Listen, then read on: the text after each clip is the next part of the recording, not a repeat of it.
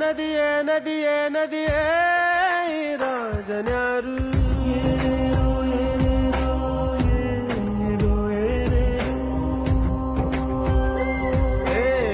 ವಿಧಿಯೇ ವಿಧಿಯೇ ವಿಧಿಯೇ ವಿಧಿಯೇ ಈ ವೀರನ್ಯಾರು ಒಂದು ಊರಿನಲ್ಲಿ ಒಬ್ಬ ಪರಾಕ್ರಮಿ ರಾಜ ಇದ್ದ ರತಿಯಂಥ ರಾಣಿಯೊಡನೆ ರಾಜ್ಯಭಾರ ಮಾಡುತ್ತಿದ್ದ ತಾನು ತನ್ನ ಪ್ರಾಣನೇ ಪಣವಾಗಿರಿಸಿ ಕಾಪಾಡೋ